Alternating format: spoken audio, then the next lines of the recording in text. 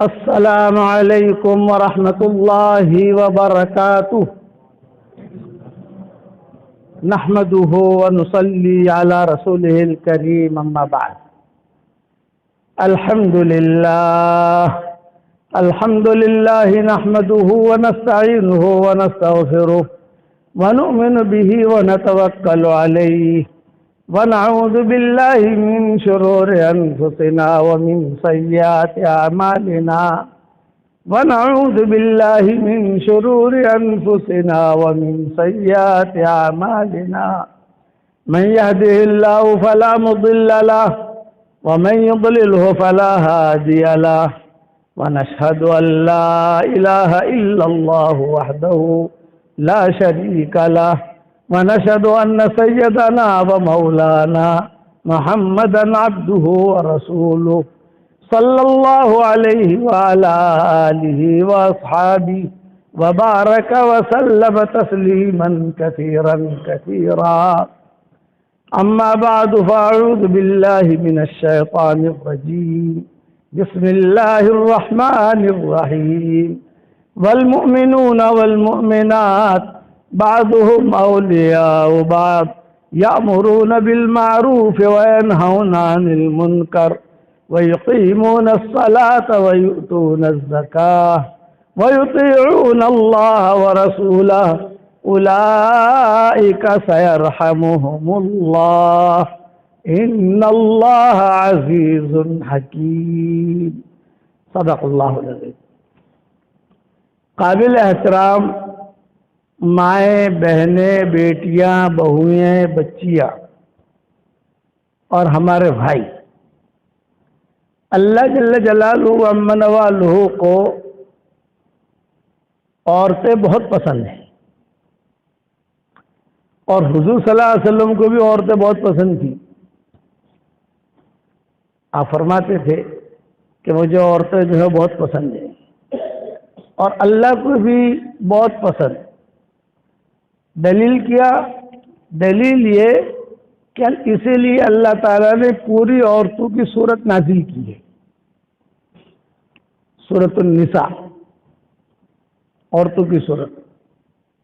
مردوں کی کوئی صورت نہیں ملے گی آپ کو. سورۃ الرجال یہ نہیں ملے گی. سورۃ النساء، عورتوں کے تذکرے اللہ نے کیے،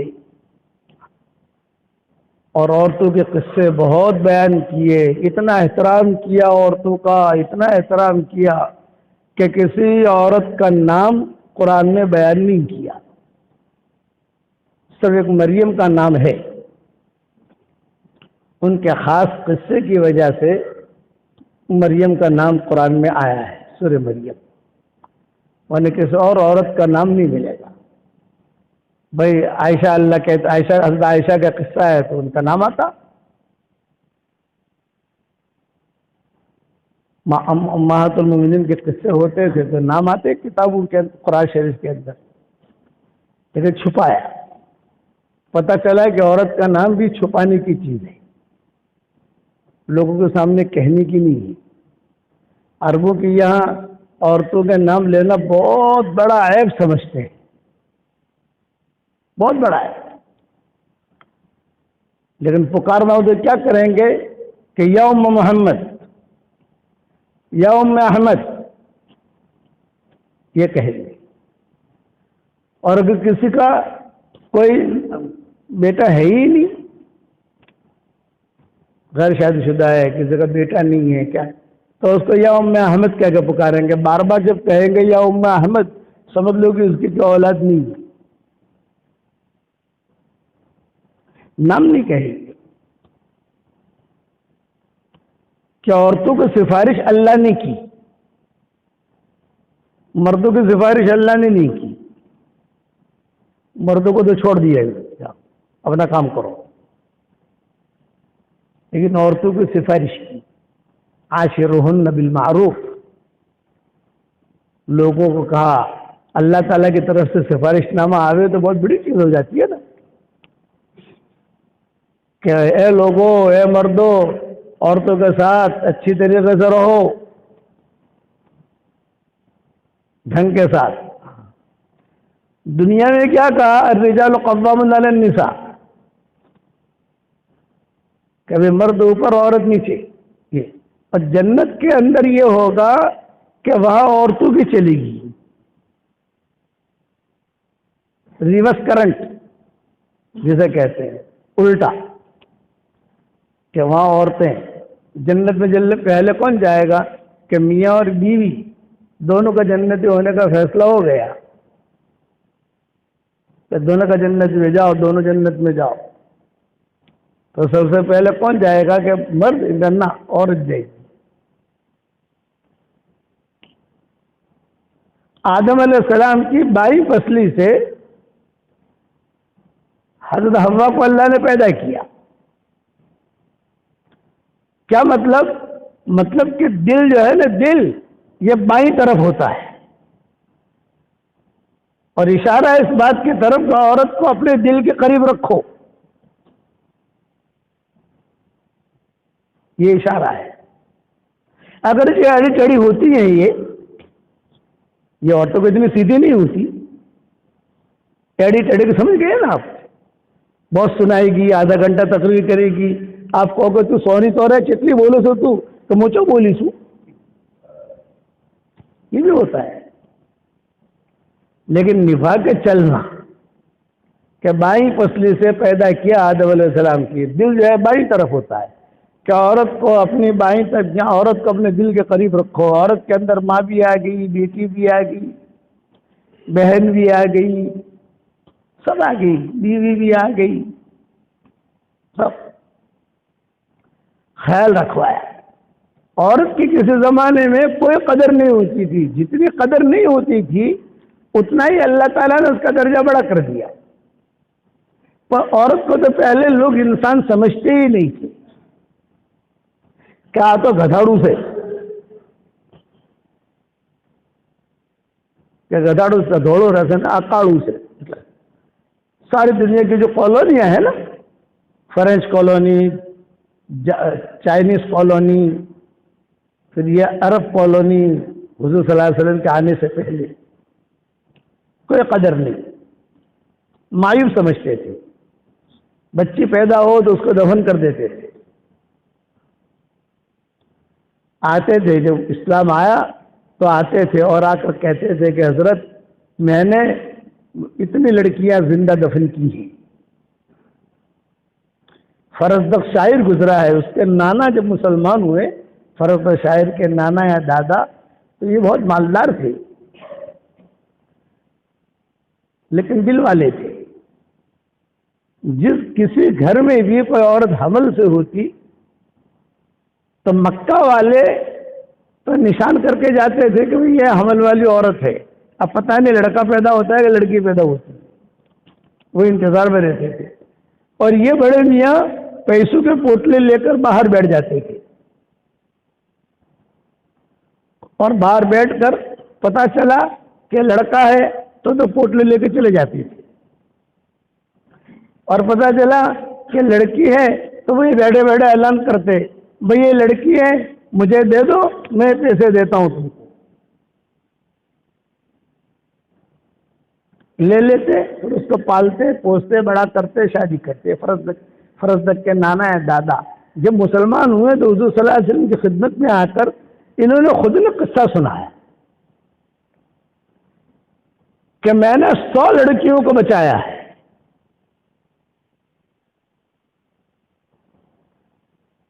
وہ ان کی خیر تھی، پیسہ لگتا تھا.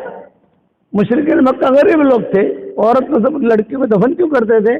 تاکہ خبرہ منہ نہ پڑے، چوہا نہ جائے. ان کے ذہن میں یہ ہوتا تھا بس تمہیں کھلانے کو کوئی مسئلہ ہی نہیں ہے، آپ مجھے دے دو، میں پیسہ دیتا ہوں آپ کو. تو حضور کو سنایا تو حضور بہت روئے، بہت اچھا کام کیا تم نے، بہت اچھا کام کیا. اس کا نتیجہ یہ ہوا کہ فرزدق جو تھا شاعر، یہ کوئی اچھا آدمی نہیں تھا. شراب، کباب، لڑکیاں، یہ چکر تھا اس کا. لیکن اس کی بیوی جو تھی وہ بہت دیندار تھی. فرزدق شاہد کی بیوی جو تھی یہ بہت اچھی لڑکی تھی, بہت دیندار تھی, اور انہی لڑکیوں میں سے تھے جس کو نانا نے بچایا تھا. سمجھ گئے آپ کہ جو لڑکیوں کو بچایا تھا نا, تو ان میں کوئی خوبصورت تھی تو نانا کہا بھی میرے فرزدق کے ساتھ شادی کرا دیں گی.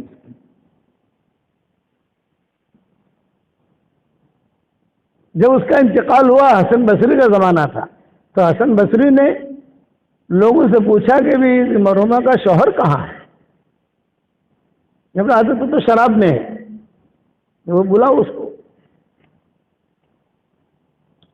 پانی وانی ڈالا گیا, کپڑے بدلوائے اور اس قبرستان میں لائے, اور قبرستان میں لا کر جو ہے امام حسن بصری نے فرزدق سے پوچھا کہ فرزدق تجھ پر بھی یہ دن آنے والا ہے, تو نے کچھ تیاری کی ہے؟ تو اس نے کہا میں نے کچھ تیاری نہیں کی ہے. تو تجھ پر بھی یہ دن آئے گا تو تیاری کر, تب تک تو غفلت میں رہے گا. یہ کہا امام حسن بصری نے. لیکن وہ حسن بصری تھے, بڑے آدمی تھے, وہ ان کے زبان سے جو جملہ نکلا وہ اس کے دل پر لگا اور اس کے آنکھوں میں آنسو آئے. جو کہا حضرت میں نے کوئی تیاری نہیں کی اس کی. تو کہا کہ چل اس کا جنازہ میں پڑھوں یا تو پڑھتا ہے؟ شوہر کا حق ہے نا, رشتہ دار کا. برادر مجھے تو جنازہ پڑھنا بھی نہیں آتا, آپ ہی پڑھ لیجیے. تو امام حسن بصری نے اس خاتون کا جنازہ پڑھا, فرزدق کی بیوی کا. خدا کی شان کچھ دنوں کے بعد فرزدق کا بھی انتقال ہو گیا. تو خواب میں اس کے دوستوں نے دیکھا کہ فرزدق کیا ہوا تیرے ساتھ؟ بولے اللہ نے معاف کر دیا. بولے کیسے معافی ہوئی؟ بولے کہ ایسے معافی ہوئی. حسن بصری نے پوچھا تو نے بھی کچھ کیا ہے کہ نہیں, اس دن کے لیے تیاری کی ہے کہ نہیں؟ میں جو رویا تھا وہ میرے آنسو پسند آ گئے, وہ میرے آنسو کی وجہ سے اللہ نے مجھے معاف کر دیا. تو اس نے یہ کہا تھا حضرت میں نے تیاری تو کچھ بھی نہیں کی ہے, لیکن بڑھاپے میں مسلمان ہوا ہوں, بڑھاپا ہے اور مسلمان ہوا ہوں. تو عورتوں کی کوئی قدر نہیں تھی. شریعت نے آ کر عورتوں کو جو ہے عورتوں کی قدر لوگوں کے دلوں میں پیدا فرمائی. حضور صلی اللہ علیہ وسلم نے بیٹیوں کی قدر بتائی, بہنوں کی قدر بتائی. حضور نماز پڑھتے تھے تو حضور کی نواسیاں چھوٹی چھوٹی تھی, حضور کی پیٹھ کے اوپر آگے بیٹھ جاتی تھی. نماز پڑھتے نہیں تھے, پڑھاتے تھے. مسجد نبوی میں کھیلتے کھیلتے یہ بچی آ جاتی تھی اور حضور صلی اللہ علیہ وسلم کے اوپر بیٹھ جاتی. حضور جب سجدہ کرے تو یہ بچیاں بیٹھ جاتی. تو حضور صلی اللہ علیہ وسلم جو ہے اب اٹھنا ہے تو حضور صلی اللہ علیہ وسلم آہستہ سے اٹھتے تاکہ بچی گر نہ جائے, ہاتھ پکڑ کر. پھر آپ رکوع میں جاتے تو بچیاں پھر بیٹھ جاتی. ایک مرتبہ تو وہ حضور صلی اللہ علیہ وسلم نے اپنے ہاتھ سے ان کو اترنے ہی نہیں دیا. حضور کھڑے ہوئے تو حضور نے خود اپنے کندھے پر ہی بٹھائے رکھا. حضور کھڑے ہو گئے تو ظاہر بات ہے کہ بچی نیچے گری کہ نا, یہ اپنے ہاتھ سے بٹھا دیا اور بٹھا کر حضور نے پوری نماز پڑھائی. سارے مسجد نبوی کو لوگوں نے دیکھی, صحابہ نے دیکھی. تو حضور نے کہا لڑکیوں کی قدر کرو. حسن حسین کے ساتھ بھی معاملہ ہوا ہے لیکن اس قسم کا نہیں ہوا. عزت, بچی پیدا ہو فرمایا کہ برکت لے کر آتی ہے. قدر, عورت کی قدر, الٹی سیدھی باتیں کرے گی نبھاؤ, نبھانے کا کہا ہماری شریعت کے اندر. خود حضور صلی اللہ علیہ وسلم اور امہات المومنین میں آپس میں ہوتی تھی. نوک جھوک, لٹھم لٹھا نہیں, اسے کہتے ہیں نوک جھوک. حدیث میں بہت قصے آتے ہیں, حدیث شریف کے اندر بہت قصے آتے ہیں. پھر حضور صلی اللہ علیہ وسلم کہتے تھے قواریر, قواریر ہن قواریر. قواریر کا مطلب ہے عطر کا کنٹر, عطر کا جو ایک عطر کی شیشی ہوتی ہے بہت بہترین قسم کی کہ یوں نیچے ڈالو تو فوراً ٹوٹ جائے گی، جس میں عطر رکھا جاتا ہے. فرماتے تھے قواریر قواریر قواریر، ان کو زیادہ چھیڑو مت، کرنے دو. لیکن دین دونوں کا ایک ہی رکھا. بڑے خرچ کرنے والیاں اور بہت علم والیاں عورتیں گزری، بہت دین کے کام کرنے والیاں. یہ آپ کے سیدرانہ کے حنیفہ بھائی تھی، حنیفہ بھائی، ہم لوگ حنیفہ معاشی کہتے تھے. اللہ ان کی قبروں کو نور سے منور فرمائے، ان کے درجات کو بلند فرمائے، ان کے کروٹو اللہ اب کروٹو جنت نصیب کرے، ان کی ہڈی ہڈی کو اللہ جنت نصیب کرے. اتنا میں چھوٹا تھا کہ ایک کاکوسی جماعت لے کر آتی تھی عورتوں کی، تب میں ان کے گود میں کھیلتا تھا. یہ مجھے پکا معلوم ہے، اتنا میں چھوٹا تھا.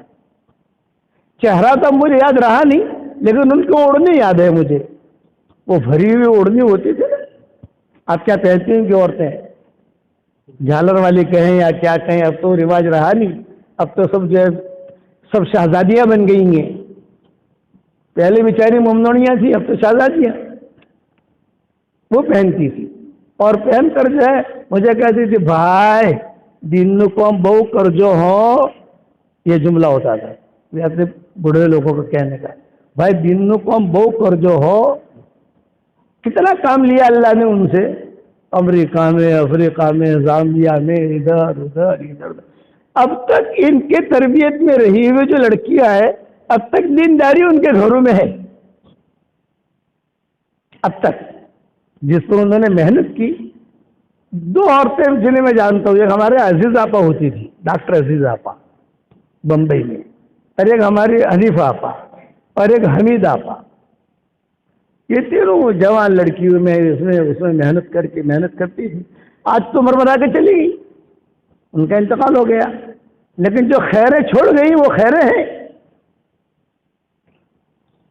اچھا خرچ بھی بہت کرتی تھی. ہم تو چھوٹے تھے اس وقت میں 4 آنے بھی کوئی دے دے ہمیں خوشی ہوتی تھی، ہمیں وہ روپیہ دیتی تھی. اور یہ سیدپور میں شاید ان کا کوئی کاروبار تھا، کوئی بھینسوں کا کاروبار تھا یا کوئی تھا، تو ان کے شوہر ہمیں وہاں لے جاتے تھے جب کاکو سے پڑھتے. اب ہے یا نہیں پتہ نہیں. اب تو ان کے بچے وغیرہ بھی ملتے نہیں ہیں، تو ان کی کچھ بیٹیاں ہیں وہ کبھی کبھار فون آ جاتے ہیں. تو ہمیشہ یاد رکھنا جو خیر کا بھی کام کرو گے اللہ اسے باقی رکھے گا، اسے محروم نہیں کرے گا. اللہ علم بھی دے گا. آپ کے مائیں بہنیں ان کے ذہن میں یہ نہ آئے کہ ہم کچھ کام نہیں کر سکتی. نہ آپ بہت بڑا کام کر سکتی، بہت بڑا کام کر سکتی. بلخ کا ایک بادشاہ تھا، وہ بادشاہ رعایا سے بہت ناراض ہو گیا. میں عورت کے خرچ پر سمجھا رہا ہوں. بہت ناراض ہوا امیر بلخ، اور اس نے اعلان کیا اتنا ٹیکس بھرو تو میرے شہر میں رہو، میرے ملک میں، یا تم چلے جاؤ یہاں سے. مسلمانوں کی بستیاں تھیں وہ.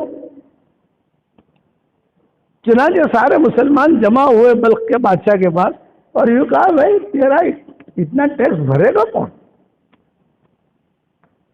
ہم نہیں بھر سکتے. بولے نہیں بھر سکتے تو آپ ہجرت کر کے چلے جاؤ، دوسرے ملک میں چلے جاؤ. ارے بھی کیسے جا رہے ہیں، مکانات ہیں، یہ ہے وہ ہے. تو کتابوں میں لکھا ہے کہ کسی نے کہا کہ ہرات جاؤ. ہرات ایک شہر ہے افغانستان میں. آپ گوگل پہ جا کے دیکھو ہرات، صرف ہرات لکھو تو شہر آ جائے گا. وہاں ایک لڑکی رہتی ہے، تم اس کے پاس جا کر یہ بات رکھو، وہ تمہاری مدد کرے گی. ارے بھی اتنا سارا پیسہ اس کے پاس کہاں سے ہوگا؟ ابھی میں جو کہتا ہوں وہ کرو نا، تم جاؤ وہاں. چنانچہ یہ لوگ گئے وہاں جماعت بنا کر.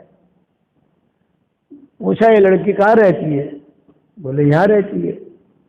مکان بھی چھوٹا تو بڑا بنگلہ نہیں. ایک تو ہوتا ہے نا بنگلہ ہو، شو ہو، 2-4 خادم کھڑے ہیں، 5-6 کاریں کھڑی ہیں، تو صاحب ہاں کچھ ہے، آدمی پارٹی ہے، یہ پارٹی کچھ بھی نہیں، سیدھا سادہ مکان. یہ سمجھے کہ شاید غلط ایڈریس پر آ گئے ہیں ہم. یہ لڑکی کیا مدد کرے گی، اس کے رہنے کے ٹھکانے نہیں ہے. چنانچہ انہوں نے دروازہ کھڑکھڑایا تو کسی نے پوچھا کون؟ یہ کہ ابھی ہم بلخ سے آئے ہیں اور فلاں آپا سے ملنا ہے. ہاں بولو میں ہی ہوں، بتاؤ کیا کام ہے؟ تو انہوں نے کہا تو 5 منٹ میں کام کیسے سمجھائیں، کیا کام کے لیے ہم آئے ہیں؟ نہیں سمجھاؤ کیا کام ہے، بتاؤ کیا کام ہے. تو انہوں نے کہا ہم بلخ سے آئے ہیں، بہت بڑا ٹیکس لگایا ہے بادشاہ نے، ہم بھر نہیں سکتے. کسی نے آپ کا ایڈریس دیا کہ تم جو ہے جا کر اس سے مدد مانگو، وہ کچھ دے گی تم کو. آپ کا مکان تو ایسا دکھائی نہیں دے رہا ہے، لیکن یہ کہ ہم آ گئے ہیں، پتہ نہیں صحیح ایڈریس پر پہنچے ہیں غلط ایڈریس پر پہنچے یہ تو پتہ نہیں ہمیں. چنانچہ اس نے کہا ہاں صحیح ایڈریس پر آئے ہو، کھڑے رہو. اندر گئی اور اندر جا کر ایک چادر لے کر آئی، چادر اوڑھنے کی، اور وہ چادر ایک تھیلی میں دی دی.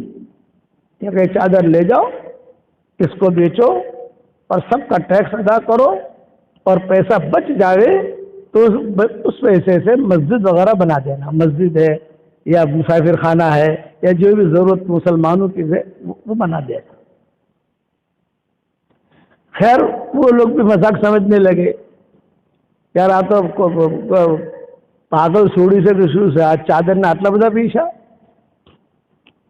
وہ کھڑے رہے، میں کیوں کھڑے ہو؟ فرمایا کہ سمجھ میں نہیں آتا. بولے وہاں بادشاہ کو جا کر تو سمجھ میں آ جائے گا.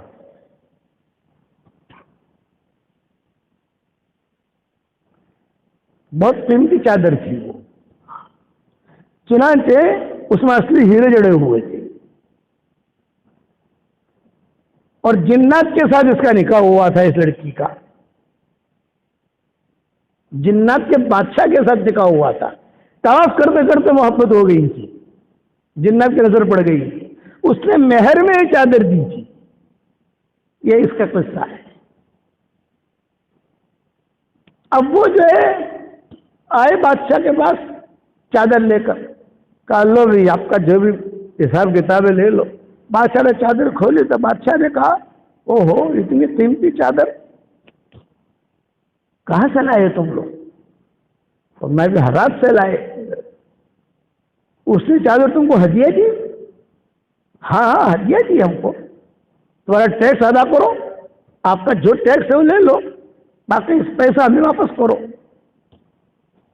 تو بادشاہ نے کہا کہ وہ لڑکی جب سخاوت کر سکتی ہے تو کیا میں سخاوت نہیں کر سکتا؟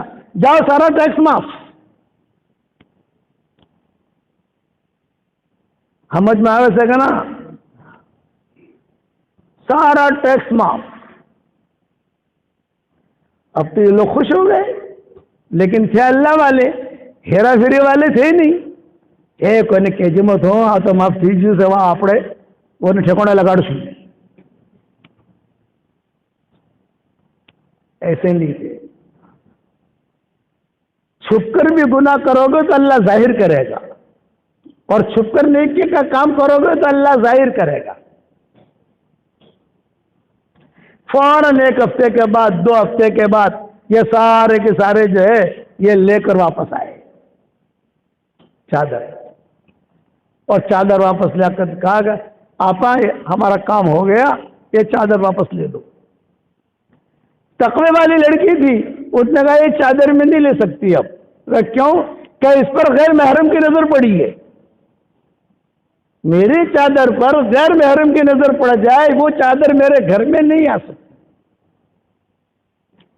یہ لے جاؤ، اس کی مسجدیں بناؤ، اس کے یعنی اس کے ہسپتال بناؤ، اس کے جو ہے مسافر خانے بناؤ، سب کچھ بناؤ، میں نہیں کر سکتی.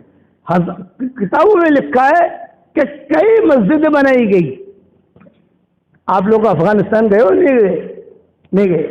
کبھی جاؤ تو دیکھنا افغانستان اور یہ ایران کے بارڈروں کے اوپر کئی مسجدیں.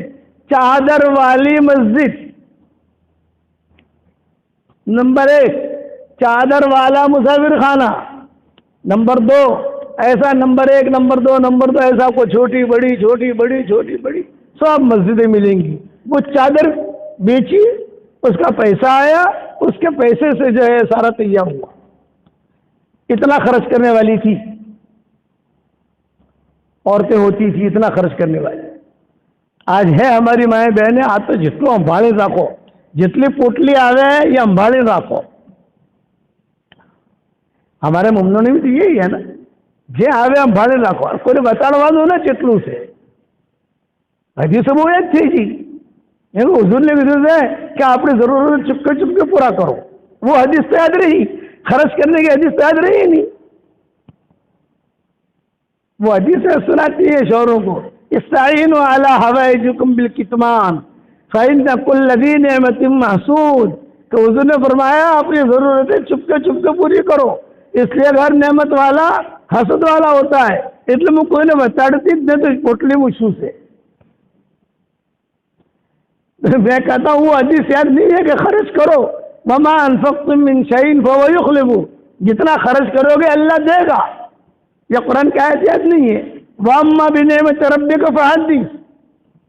یہ آیت یاد نہیں ہے جو مطلب کی نہیں ہے، یہ مطلب کی ہے. بہت بڑا کام کیا. اور بہت پھر اس زمانے میں ایک بادشاہ گزرا.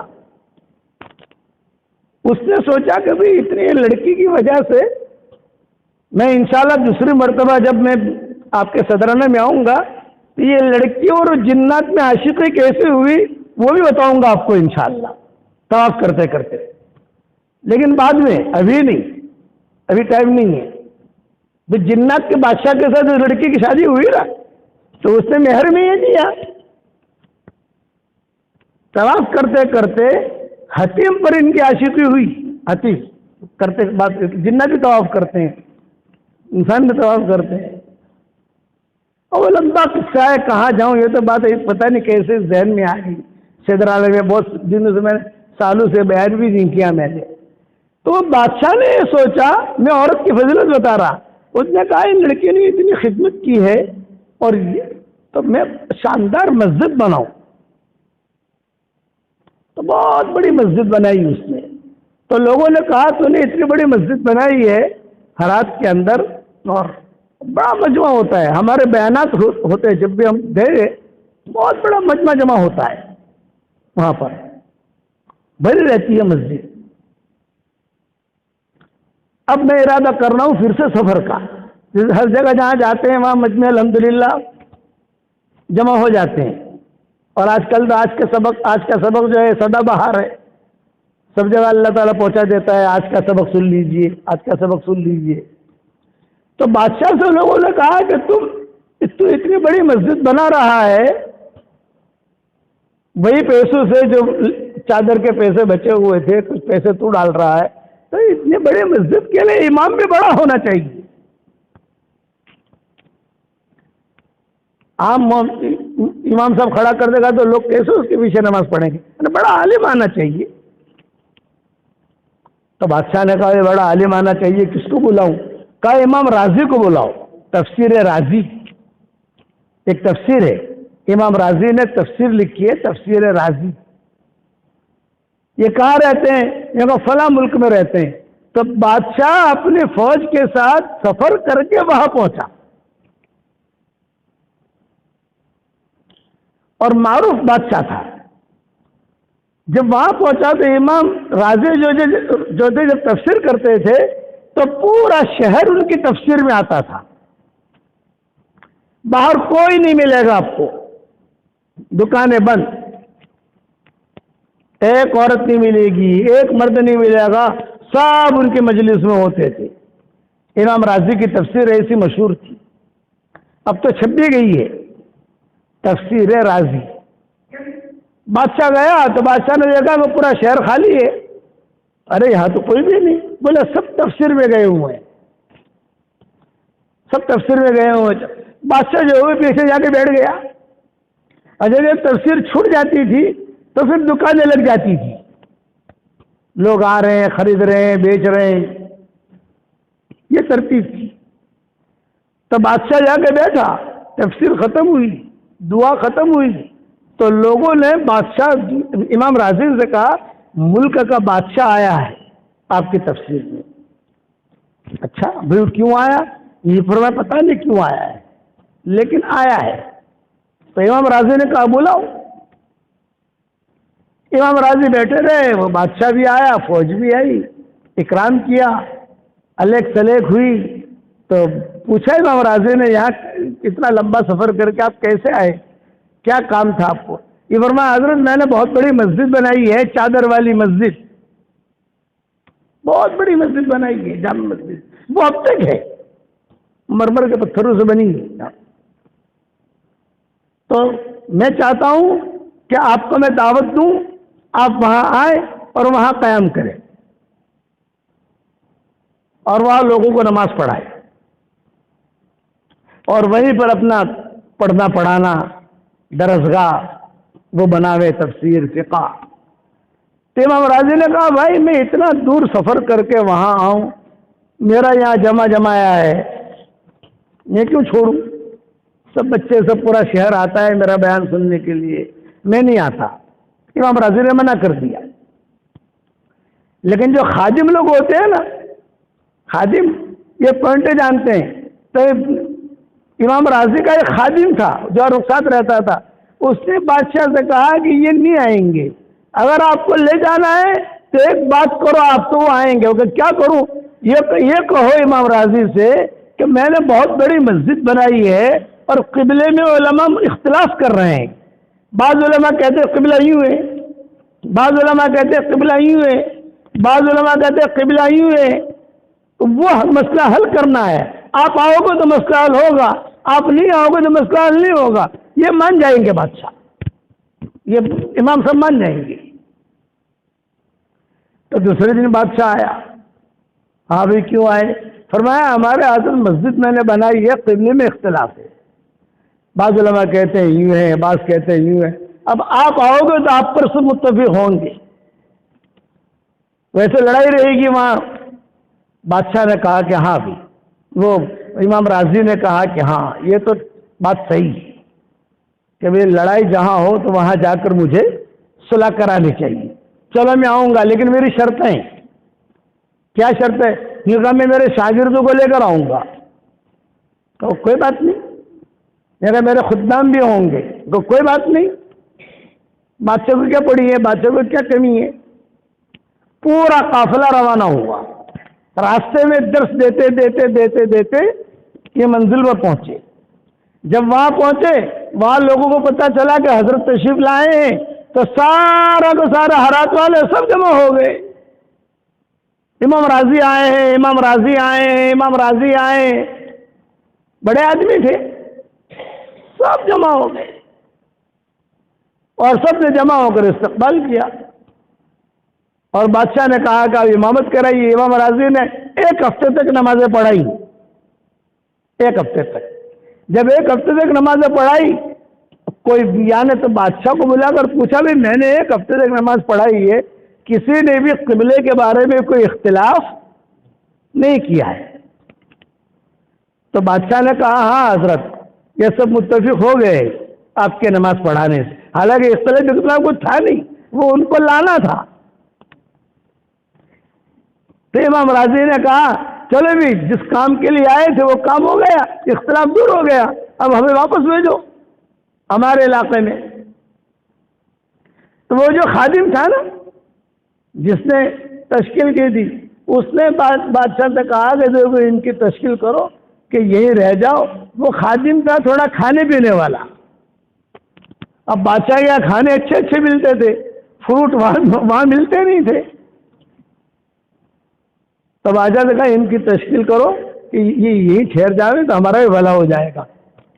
امام راضی کھانے کے لیے بیٹھتے، وہ خدام بھی بیٹھتے، شاگرد بھی بیٹھتے. بادشاہ خود روٹیاں رکھتا تھا ان کے سامنے. اب یہ مزے کا ہمارے حضرت جی رحمۃ اللہ علیہ کے پاس ایک آدمی آیا تو حضرت نے فرمایا بھائی کیوں آئے ہو؟ یہ فرمایا حضرت آیا تو تھا مرید ہونے کے لیے، لیکن میں نے دیکھا پیروں کے زیادہ مزے ہیں تو مجھے پیری بنا دیجیے آپ. یہ ہمارا حضرت جی سے کہا. میں بیٹھا ہوا تھا، بھائی کیوں آئے ہو؟ کہا تھا مرید ہونے کے لیے. لیکن دیکھا آپ کے ٹھاٹ اچھے ہیں ماشاءاللہ، پیروں کے مزے زیادہ ہیں تو مجھے پیر بنا دیجیے۔ حضرت جی نے کہا 3 چلے چلا جا تو بعد میں آنا۔ تو یہ جب یہ چٹکڑا تھا خادم، اس نے بادشاہ سے کہا کہ آپ جو ہے نا یہ کہو گے تم، چنانچہ بادشاہ نے امام راضی سے کہا کہ حضرت آپ کے لیے مکان بنا دیں گے، آپ کی شادیاں کرا دیں گے، آپ کے خاندان والوں کی شادیاں کرا دیں گے، یہ جتنے آپ کے شاگرد ہیں سب کی جو ہم خیال رکھیں گے، آپ یہاں آئے ہیں تو یہی قیام کریں۔ امام راضی نے کہا بھائی میرا سارا چھوڑ کے آیا ہوں یہ، اور میں آپ کے سارے بھی بچوں کو ہم یہاں بلا لیں گے، مکان دیں گے۔ تب جا کر امام راضی نے وہاں قیام کیا، اور آج ان کی قبر بھی وہیں پر ہے۔ ایک لڑکی کی برکت، چادر کی برکت، کتنا خرچ کیا؟ یہ اللہ نے نظام رکھا ہے۔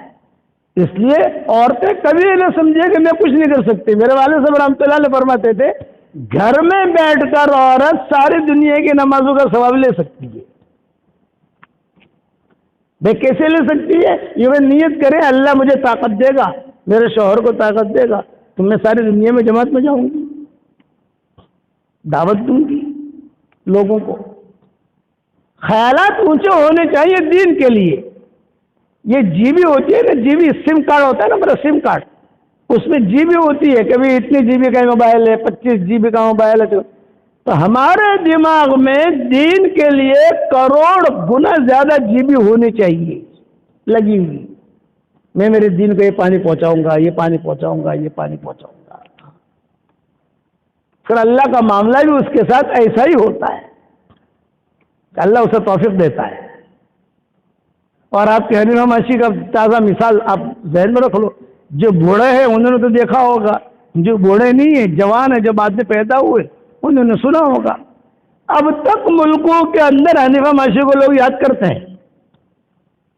بڑے بوڑھے ہمیں ملتے، ہم سارے ملک میں جاتے ہیں نا، تو اب تک ہمیں پوچھتے گا وہ حنیفہ خالہ ہے کہ نہیں، حوا خالہ ہے کہ نہیں۔ ہمارے گاؤں کی تھی حوا خالہ، یہ مانگرول میں گئی تھی حنیفہ ماشی یہاں پر۔ اب تک ملکوں میں ہم کبھی جاتے ہیں، میں نے کہا وہ تو مر مرا کر چلی بھی گئی اور آپ بھی مرنے کے قریب ہو، جو بڑے میاں یا بوڑھی عورتیں، اب تک کچھ نہیں، خیریں باقی رہتی ہیں۔ یاد رکھنا، إِن يَعْلَمِ اللَّهُ فِي قُلُوبِكُمْ خَيْرًا يُؤْتِكُمْ خَيْرًا، اللہ تعالیٰ تمہارے دلوں کو دیکھتا ہے، تمہارے دلوں میں خیر ہوگی، اللہ تمہیں خیر دے گا، وعدہ ہے اللہ کا۔ إِن يَعْلَمِ اللَّهُ فِي قُلُوبِكُمْ خَيْرًا يُؤْتِكُمْ خَيْرًا، کہاں سے دے گا یہ مت پوچھو، دے گا۔ اور امہات المومنین کو خیر جو ملی وہ ان کے دل کی وجہ سے ملی۔ حضرت خدیجہ خوبصورت تھی، مالدار تھی، حسب نسب والی تھی، جوان تھی، کوئی اتنی بوڑھی نہیں تھی۔ سارا مکہ چاہتا تھا کہ ان سے شادی کرے، بڑے بڑے رؤسا چاہتے تھے، اور یہ اللہ سے کیا کہتی تھی، اے اللہ تو مجھے چھانٹ کر دے، تو مجھے چھانٹ کر دے، میں نہیں جانتی کچھ، میں میرا معاملہ تجھے سونپتی ہوں، اُفَوِّضُ أَمْرِي إِلَى اللَّهِ۔ تو کیسا حضور کے ساتھ جوڑا ہو گیا دیکھو۔ حالانکہ حضور صلی اللہ علیہ وسلم کا خاندان، حضرت خدیجہ کا خاندان ایک نہیں ہے، الگ ہے۔ خدیجہ کا خاندان الگ ہے، حضور صلی اللہ علیہ وسلم کا خاندان الگ ہے، کوئی کفو نہیں ہے، کچھ بھی نہیں ہے، اتنا ہے کہ مکہ میں رہتے ہیں۔ لیکن جب دلوں میں خیر ہوتی ہے تو وہ عورتیں پیشانی بھی پڑھ لیتی ہیں۔ وہ تو ابو طالب اور فاطمہ صدیہ جو ابو طالب کی بیوی تھی، وہ انہوں نے حضور صلی اللہ علیہ وسلم سے کہا کہ بیٹا محمد تمہاری عمر تو اب 22-23 سال کی ہو گئی، کوئی دھندا بندہ کرو، کوئی دھندا کرو، کچھ کاروبار کرو، گھر میں جو پیسوں کی کمی ہے، خرچہ۔ آپ نے فرمایا میں کیا کروں، مجھے تو کچھ آتا نہیں ہے دھندا بندہ۔ فرمایا کہ جو خدیجہ جو سب کا پیسہ دیتی ہے تم بھی جاؤ۔ پیسہ لینے آئے تھی حضور، تو انٹرویو لیتی تھی حضرت خدیجہ، پیچھے حضور کھڑے رہے اپنے فقیری کا پیالہ لے کر، پیچھے. حضرت خدیجہ نے دیکھا, دیکھتے ہی حضرت خدیجہ پہچان گئی کہ یہ لڑکا جو ہے یہ کوئی اور ہے. حالانکہ بہت دور بیٹھی تھی حضرت خدیجہ, بہت دور بیٹھی تھی, اور دیکھتے ہی نفیسہ تھی. نفیسہ یہ حضرت خدیجہ کی سیکرٹری تھی, پرائیویٹ سیکرٹری, اس کا نام تھا نفیسہ. نفیسہ کو بلایا, اور نفیسہ کو بلا کر کہا وہ لڑکا جو کھڑا ہے نا, وہ اخیر میں اس لڑکے کو بلا کر لاؤ. یہ سیٹھانی تھی حضرت خدیجہ. نفیسہ نے جا کر کہا کہ آپا بلا رہی ہیں, آپ تشریف لے آئے. بٹھایا, ایک ہی جملہ کا, کیا نام ہے آپ کا؟ محمد ابن عبداللہ ابن عبد المطلب. کیوں آئے ہو؟ اگر کچھ پیسے مجھے بھی مل جائے تو میں بھی دھندا کروں, شام جاؤں, یہی مقصد تھا. تو حضرت خدیجہ نے نفیسہ کو بلا کر کہا کہ اب وہ نہیں ذرا انکوائری کر کون سا سو کرو, بھائی ڈاٹا نکالو, یہ لڑکا کون ہے. کان میں کہا, آپ کچھ نہیں سمجھتے تھے, آپ کو پتا نہیں ہے کہ کیا کہا کان میں. اور وہ نفیسہ گئی, اور نفیسہ جا کر تھوڑا مکہ مکرمہ کا چھوٹا سا گاؤں, چھوٹا لمبی چوڑی بستی تھی نہیں, جا کر جو ہے پوری تحقیق کر کے آئی, اور ایک جملہ کہا, شریف ابن شریف. کیا کہا؟ شریف ابن شریف. یہ پہلا جملہ تھا جو نفیسہ کے زبان سے نکلا کہ شریف ابن شریف, یہ شریف ہے اور شریف کا بیٹا ہے. تب سے باتیں چلی, حضرت خدیجہ کے ساتھ نکاح کی. حضور کو دیکھا, حضور نے ان کو دیکھا. آپ نے تو کبھی اس سے سوچا بھی نہیں تھا کہ میرا نکاح خدیجہ کے ساتھ ہوگا. آپ کے تو خیال میں بھی نہیں تھا کہ میں جو ہے یعنی خدیجہ جو ہے میری دلہن بنے گی, میری بیوی بنے گی. لیکن اللہ کا نظام, حدیثوں میں آتا ہے کہ گھوڑے کی پیشانی میں قیامت تک جو ہے خیر رہے گی. گھوڑا ہے نا, گھوڑا, اس کی پیشانی میں جو ہے خیر رہے گی. اسی لیے کہتے ہیں کہ گھوڑا پالو. اگر اللہ نے آپ کو زمینیں دی ہیں اور بڑی زمین ہے تو گھوڑا پالو. کیوں کہ گھوڑا تہجد کے وقت میں روزانہ اپنے مالک کے لیے مغفرت کی دعا کرتا ہے. اگر اللہ نے زمین دی ہے, اتنا بڑا آپ کا ماحول ہے, کبھی گھوڑا بھی پالو. اسی لیے گھوڑے کی قسم اللہ نے کھائی ہے. والعادیات ضبحا, ہاتھی کی قسم نہیں کھائی. اللہ تعالیٰ نے جو کتے کی قسم نہیں کھائی, بکری کی قسم نہیں کھائی, ہرن کی قسم نہیں کھائی, گھوڑے کی قسم کھائی. والعادیات ضبحا فالموریات قدحا. اللہ جس چیز کی قسم کھائے وہ بہت بڑی چیز ہوتی ہے جو اللہ قسم کھاتا ہے. والشمس وضحاہا, سورج کی قسم اور اس کی روشنی کی قسم, یہ دو قسمیں ہو گئی. والشمس وضحاہا والقمر اذا تلاہا, چاند اور اس کا نکلنا. والنہار اذا جلاہا واللیل اذا, 9 قسمیں ہیں سورہ شمس کے اندر گننا, 9 قسمیں اللہ نے کھائی. والضحا واللیل اذا سجا, چاش کے وقت کی قسم, کہ چاش کے وقت میں کوئی چیز ہے جو اللہ قسم کھا رہا ہے. کبھی کسی زمانے میں میرے دل میں خیال آیا تھا کہ اللہ نے قسمیں جو کھائی ہیں اس پر میں ایک کتاب لکھوں. کس زمانے میں دل میں وسوسہ آیا تھا, ولولہ, کہ اس پر لکھوں تاکہ امت کو پتہ چلے کہ اتنی ساری قسمیں اللہ نے کیوں کھائی ہے, اللہ کو کیا ضرورت ہے. زمانے کی قسم, والسماء وما طبق, آسمان کی قسم, زمین کی قسم. تو گھوڑے کی قسم کھائی. انجیر کی قسم, والتین والزیتون, انجیر کی قسم, زیتون کی قسم. تو انجیر میں اور زیتون میں کچھ ہے جو اللہ قسم کھا رہا ہے. اللہ نے پکوڑے کی قسم نہیں کھائی, بھجیے کی قسم کھائی ہے. ارے بتاؤ تو صحیح, صدرہ والو, پکوڑے کی قسم کھائیے, بریانی کی قسم کھائیے. والتین والزیتون وطور سینین وہذا البلد الامین, 4 قسمیں کھائی. انجیر کی قسم, زیتون کی قسم, طور سینین کی قسم, مکہ کی قسم. مکہ کچھ ہے جو اللہ قسم کھا رہا ہے. تو حضرت خدیجہ پیشہ نے دیکھ کر سمجھ گئی, اور حضور صلی اللہ علیہ وسلم کو پیسے بھی دیے, غلام بھی ساتھ کیا, سب کچھ انتظام بھی کیا, اور غلام کو کہا کہ دیکھنا خبر رکھنا. چنانچہ حضور صلی اللہ علیہ وسلم نے سفر بھی کیا. آپ صلی اللہ علیہ وسلم نے ایک تو شام کا سفر کیا 13 سال کی عمر میں اپنے چچا کے ساتھ, اور ایک 23 سال کی عمر میں سفر کیا حضرت خدیجہ کے مال سے تجارت کے لیے. یہ 2 سفر حضور کے ہوئے.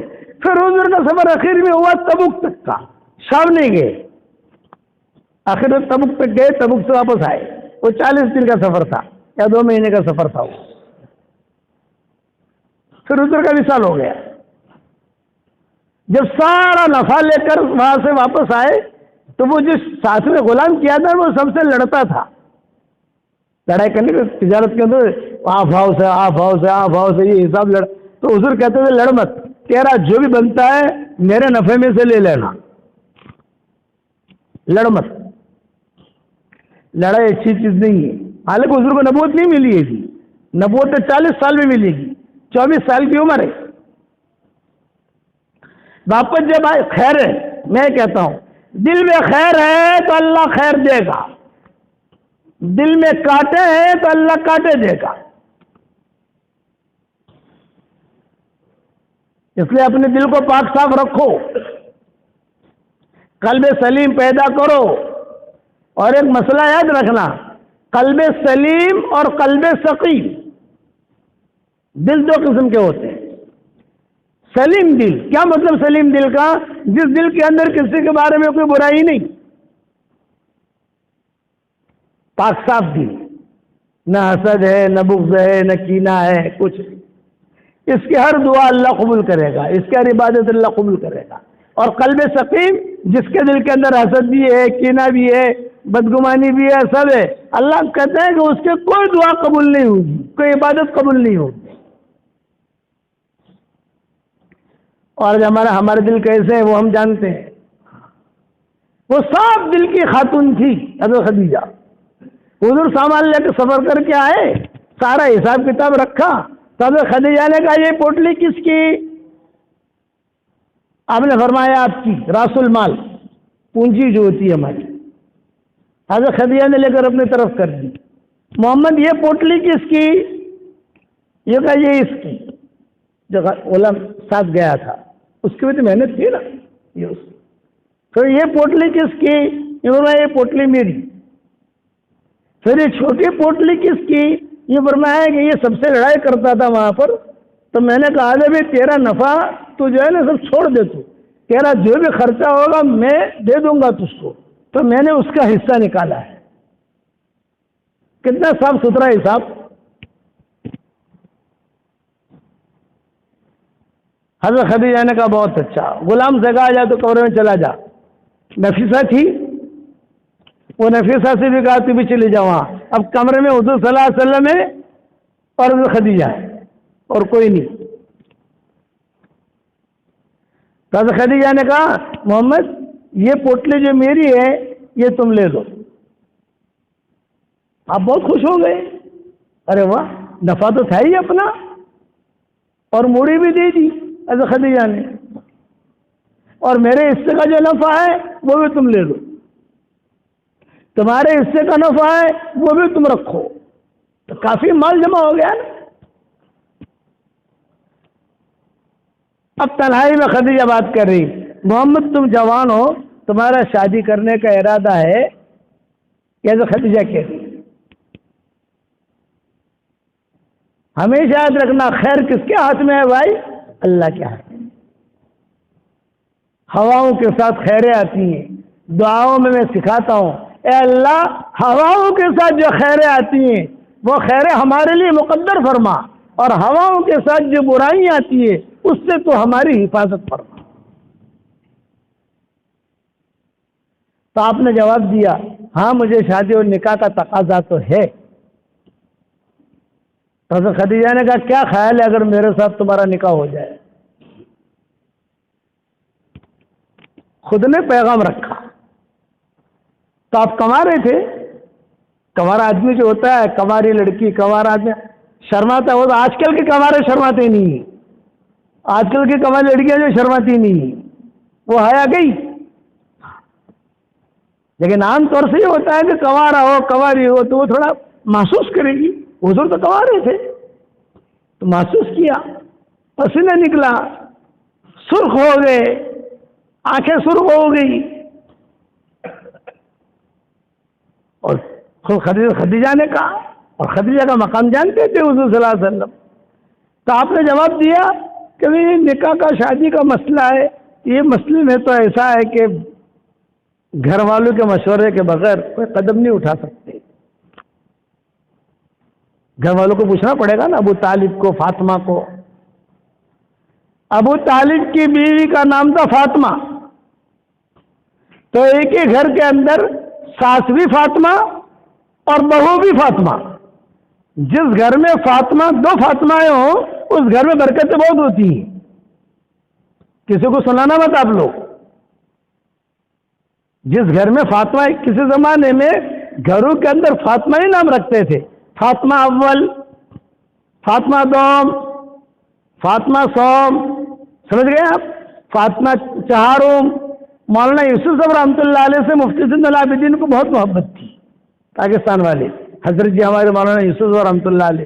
تو ان کے جتنے لڑکے پیدا ہوئے سب کا نام انہوں نے یوسف رکھا. یوسف اول، یوسف دوم، یوسف سوم، یوسف چہارم، یوسف پنجم. کہ مجھے فاطمہ صدیہ سے پوچھنا پڑے گا، ابو طالب سے پوچھنا پڑے گا. حضرت خدیجہ نے کہا کہ تم مشورہ کر لینا. آپ فرماتے تھے مجھے اتنی خوشی ہوئی، اتنی خوشی ہوئی، مال بھی ملا، پیغام بھی ملا. اور خوشی میں آدمی کبھی کبھی جو ہے تھوڑا سا ہل جاتا ہے. بہو بدو نفرت ہے نا کوئی پراپرٹی نہ اندر، تو کبھی کبھی خوشی مری ہی جائے ایسا آدمی. اب یہاں تو حضور کو سب کچھ ملا. تو باہر نکلا، خدیجہ جو رخصت کرنے کے لیے آئی، جب باہر نکلا تو میں نے اپنے چچا کا جو راستہ تھا گھر کا وہ بھی بھول گیا. ارے آ گلی سے، یہ گلی ہے، یہ گلی ہے، یہ ہے، یہ. پھر سوچ سمجھ کر جو ہے حضور صلی اللہ علیہ وسلم گھر پر گئے اور کہا چچا بہت بڑی خیر لے کر آیا ہوں. حضور کہہ رہے ہاں بیٹا کیا خیر لے کر؟ خدیجہ نے پیغام رکھا میرے ساتھ شادی کا. ابو طالب نے کیا کہا؟ تو نے خواب دیکھا ہوگا.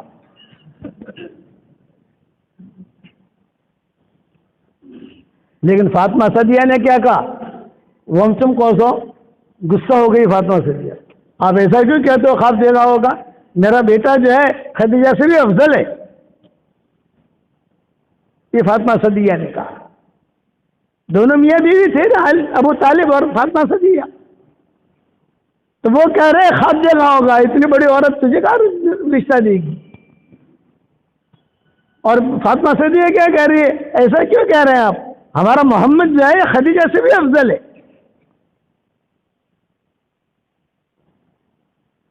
اور پھر فاطمہ صدیہ نے کہا اب بھی جاؤ، اب بھی، اور تحقیق کر کے آؤ. حضور تو اپنا تھکے تھکائے آئے تھے، اپنا سامان وغیرہ سب سیٹ کر رہے تھے، سفر سے آئے تھے. اور ابو طالب گئے، وہاں جا کر خدیجہ سے کہا کہ آپ نے ایسی ایسی باتیں کی؟ فرمایا ہاں میں نے کی. تو کہا اچھا تب تمہارا معاملہ اور ہے، بہت پیسہ ہے، ہمارے پاس تو پیسہ نہیں ہے. خرچہ بولا خرچہ میں کروں گی، ہمارے پاس تو مکان بھی نہیں ہے، مکان میرے پاس بہت ہے. یہ جو کوئی خیر ہے. میرے والد صاحب رحمۃ اللہ علیہ فرماتے تھے دل میں خیر ہوگی تو آپ کو خیر ڈھونڈتے ڈھونڈتے آئے گی. آپ کو جانا نہیں ہے کہیں، لیکن دل میں سے کچرا نکالو، یہ ضروری ہے. میں کروں گی. تو ابو طالب نے آخری سوال کیا، یہ کہا تمہارے رشتہ دار کیسے تیار ہوں گے؟ تمہارے چچا ہے، ماموں ہے، باپ ہے، یہ سارا جو پریوار ہے یہ کیسے تیار ہوگا؟ حضرت خدیجہ نے کہا وہ میں سیٹنگ کر لوں گی، آپ خالی ہاں بھرو۔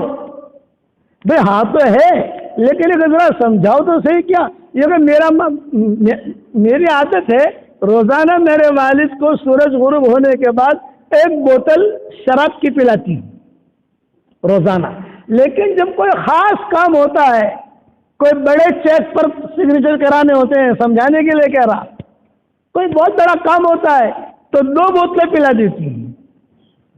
جب شادی ہوگی تو 2 بوتلیں پلا دوں گی میں، یہ تو خدیجہ نے کہا۔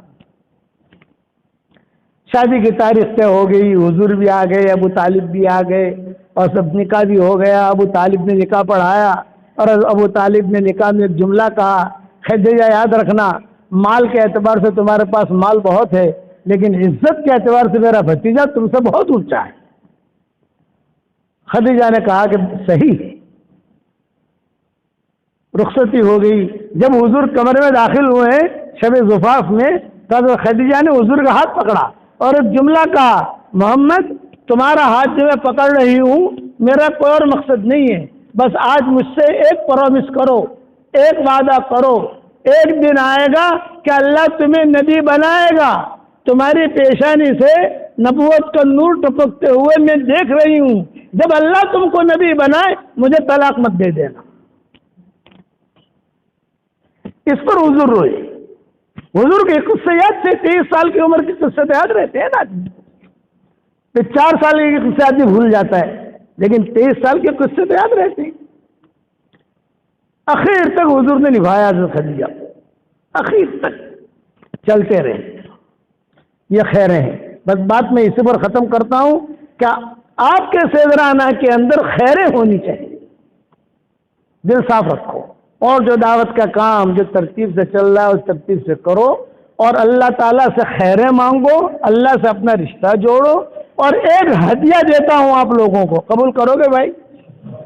ایک ہدیہ دینا چاہتا ہوں، اور وہ ہدیہ میرا یہ ہے، اس کا نام ہے جاندار، شاندار، مالدار، دیندار۔ اور وہ کیا ہے کہ 313 مرتبہ سورہ اخلاص پڑھنے کی عادت ڈالو۔ کتنی مرتبہ بھائی؟ 313 مرتبہ۔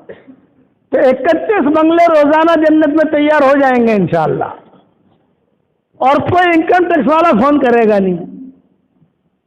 دنیا میں اگر آپ نے 2 بنگلے بنا لیے تو انکم ٹیکس والے فون کرتے ہیں نا، کہاں سے پیسے لائے؟ تو 313 مرتبہ سورہ اخلاص پڑھنے کی عادت ڈالو تو 31 بنگلے جنت میں تیار ہو جائیں گے انشاءاللہ، اور 104 مرتبہ قرآن شریف پڑھنے کے برابر اللہ ثواب دے گا۔ آپ کرو گے انشاءاللہ؟ میرے والد صاحب رحمۃ اللہ علیہ فرماتے تھے کہ بیٹا یونس، رات کو نیند نہ آوے نا تب کروٹیں بدلتے بدلتے 5-6 بنگلے جنت میں بنا دینے کی، سمجھ گئے نا؟ 10 یعنی 10 مرتبہ سورہ اخلاص پڑھو تو جنت میں بنگلہ تیار ہو جاتا ہے، 20 مرتبہ پڑھو 2 بنگلے تیار ہو جاتے ہیں، 30 مرتبہ پڑھو 3 بنگلے تیار ہو جاتے ہیں الحمدللہ۔ حضور صلی اللہ علیہ وسلم نے تو عمر سے کہا تھا، عمر 10 مرتبہ سورہ اخلاص پڑھ، جنت میں ایک محل تیار ہو جائے گا۔ تو حضرت عمر کہتے تھے کہ 10 مرتبہ پڑھوں اور جنت میں محل تیار ہو جائے گا، میں تو بہت بنگلے بناؤں گا۔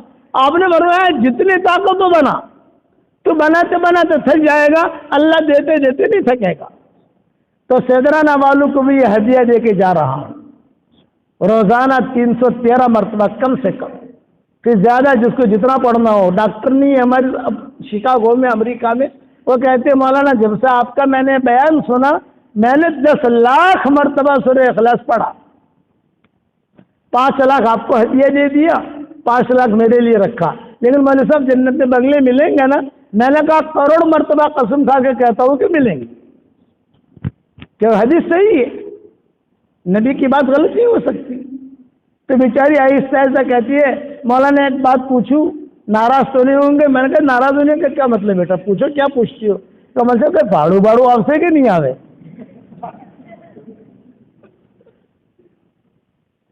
گجراتی کو بھاڑے کا بہت فکر رہتا ہے کہ بھاڑو بھاڑو آپ سے کہ نہیں آوے؟ میں نے کہا بیٹا بھاڑا تو نہیں آئے گا۔ بولے کریں گے کیا اتنے سارے بنگلے؟ میں نے کہا جنت میں جب جائیں گے تو انشاءاللہ مشورہ کریں گے، تو آپ لوگ بناؤ گے انشاءاللہ؟ ہاں۔ اور یہ میری تصویر ہے، جاندار، شاندار، مالدار، دیندار۔ اب سارے جو ہے پورے سیدرانا والوں کو تو تصویر ہدیہ دے نہیں سکتے، میری جیب میں تو ایک ہی تصویر رہتی ہے، یہ میری تصویر برکتی ہے، یہ ہمارے چچا کو دے رہا ہوں، یہ لو یہ آپ کو ہدیہ، خیر آ گئی آپ کے گھر میں، میں پہچانتا نہیں یہ کہاں کے ہیں کون ہے، لیکن یہ تصویر میری طرف سے آپ کو ہدیہ، سنبھال کے رکھنا، اور بچوں کو کہنا کہ وہ بھی سنبھال کے رکھیں۔ پڑھو گے 313 مرتبہ؟ اچھا 313 مرتبہ نہ پڑھ سکو اگر جیسے کم سے کم 10-15 بنگلے تو روزانہ بنا دیا کرو یار، روٹیاں بناتے بناتے پڑھو، چائے بناتے بناتے پڑھو، موٹر سائیکل چلاتے چلاتے پڑھو۔ الحمدللہ اب تو ساری دنیا میں لوگوں نے بنگلے بنانے شروع کی، کرو گے بھائی؟ اور دعوت کا کام ہمارا سدا بہار ہے کہ دعوت کے کام میں اپنے آپ کو لگاؤ بغیر لڑائی بڑائی کی، کوئی لڑائی نہیں، دعوت کا کام ہمارا سدا بہار ہے، عورتوں میں بھی دعوت کا کام چلنا چاہیے، مردوں میں بھی دعوت کا کام چلنا چاہیے، اور جتنے بوڑھے مر مرا کے چلے گئے، اس لیے کہ سیدرانا سے پہلی مرتبہ آیا ہوں، کبھی پہلے اس سے پہلے نہیں آیا، یا کبھی آیا ہوں گا تو بچپن میں آیا ہوں گا، بس اتنا معلوم ہے کہ سیدرانا ہے، کوئی گاؤں ہے، اتنا ہمیں پتا تھا کہ کوئی گاؤں ہے، لیکن ہم چونکہ یہاں ہمارے علاقے سے واقف نہیں ہیں، باہر رہتے ہیں اس لیے پتہ چلتا نہیں، لیکن یہ کہ ایسا کام کرو کہ اللہ تعالیٰ سیدرانا والوں سے راضی ہو جائے، کرو گے انشاءاللہ؟ دعوت کے کام میں نکلو گے بھائی انشاءاللہ؟ ہاتھ اوپر کر لو، کون کون نکلے گا انشاءاللہ جماعت میں؟ واہ واہ واہ واہ، اللہ تعالیٰ ہم سب کو عمل کرنے کی توفیق عطا فرمائے۔ اللہم لک الحمد کما انت اہل، فصلی وسلم علی سیدنا محمد کما انت اہل، وفعل بنا ما انت اہل، فإنک اہل التقوی واہل المغفرہ۔ اللہم صلی وسلم علی سیدنا محمد بن عبد اللہ القائم بحق اللہ، ما ضاق امر الا فرجہ اللہ۔ یا رب لک الحمد کما ينبغی لجلال وجہک وعظیم سلطانک۔ اللہم لا تردنا خائبین بل ردنا الى دیننا ردا جمیلا۔ اللہم مغفرتک اوسع من ذنوبنا ورحمتک ارجى عندنا من اعمالنا۔ اللہم انا نسألک الفوز فی یوم القضاء ونزل الشہداء وعيش السعداء والنصر على الأعداء ومرافقة الأنبياء يا ذا المن والعطاء یا سمیع الدعاء یا رافع السماء۔ اے اللہ ہمارے گناہوں کو معاف فرما، اے اللہ ہماری خطاؤں سے درگزر فرما، اے اللہ پورے سیدرانا والوں کو قبول فرما، ان کے مردوں کو قبول فرما، ان کی عورتوں کو قبول فرما، ان کے بچے بچیوں کو قبول فرما، ان کے دامادوں اور پوتے پوتیوں کو قبول فرما، ان کے بہوؤں کو قبول فرما۔ اے اللہ حنیفہ بھائی کی قبر کو نور سے منور فرما دے، ان کے درجات کو بلند فرما دے، کروٹوں انہیں آرام نصیب فرما، کروٹوں انہیں آرام نصیب فرما، ان کی ہڈی ہڈی کو جنت نصیب فرما۔ اے اللہ میری تشکیل پر جو روزانہ 313 مرتبہ سورہ اخلاص پڑھنے کی عادت ڈال دے، اے اللہ اس کی ساری دعاؤں کو قبول فرما، اس کے سارے جائز مرادوں کو پوری فرما، ہمارے شہر میں آنے کو قبول فرما، اس شہر سے جانے کو قبول فرما، اس بستی کے ذرے ذرے کو قبول فرما، ان کی محبت کے کرنے کو قبول فرما۔ جس نے بھی مجھے دعاؤں کے لیے کہا ہو یا دعاؤں کے لیے خطوط میں لکھا ہو، یا جن کا ہم پر کسی قسم کا حق اور احسان ہو، یا جو ہمیں اپنی دعاؤں میں یاد کرتے رہتے ہوں، یا مائیں بہنیں مجھے اپنی دعاؤں میں یاد کرتی رہتی ہوں، ہماری ساری دعاؤں میں ان کا پورا پورا حصہ نصیب فرما۔ اچانک کا خیر ہمیں نصیب فرما، اچانک کے شر سے تو ہماری حفاظت فرما۔ اے خوبصورت پردے والے، اے خوبصورت چادر والے، ہمارے عیبوں پر پردے ڈال دے، مستقبل الاخیار میں شامل فرما دے، اولو الالباب میں شامل فرما دے، اولو الالباب میں شامل فرما دے، مستقبل الاخیار میں شامل فرما دے۔ اے اللہ موت کا آنا یقینی ہے، تجھے منہ دکھانا یقینی ہے، ایک دن ہم بھی دنیا سے رخصت ہو جائیں گے۔ آج دوسروں کی موت کی خبریں ہمارے کانوں تک پہنچتی ہے، ایک دن ہماری موت کی خبر دوسروں کے کانوں تک پہنچے گی۔ کوئی پانی گرم کر رہا ہوگا، کوئی نہلا رہا ہوگا، کوئی کفن تیار کر رہا ہوگا، کوئی مشک اور عنبر لگا رہا ہوگا، کچھ لوگوں کے کندھوں پر سوار کیا جائے گا۔ اے اللہ تو اس وقت میں ہمارا معین اور مددگار بن جا، ہمارا معین اور مددگار بن جا، ہمارا معین اور مددگار بن جا۔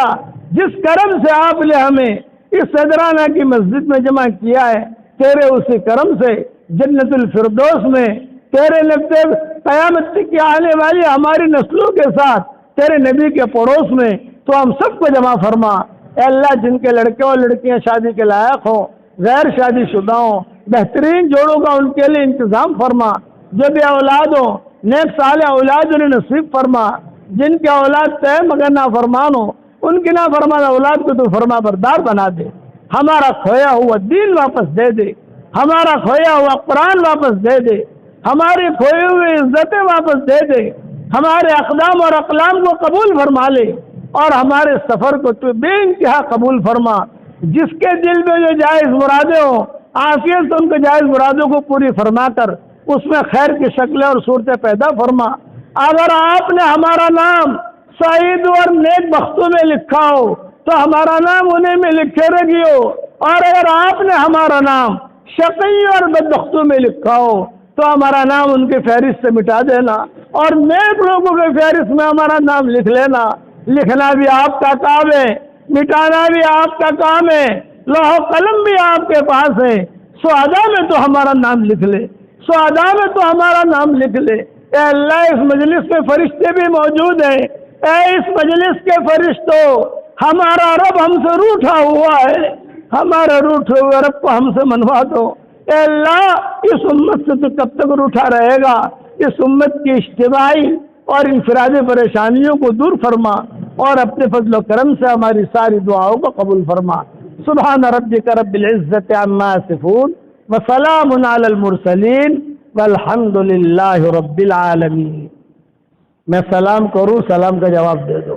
السلام علیکم ورحمۃ اللہ وبرکاتہ۔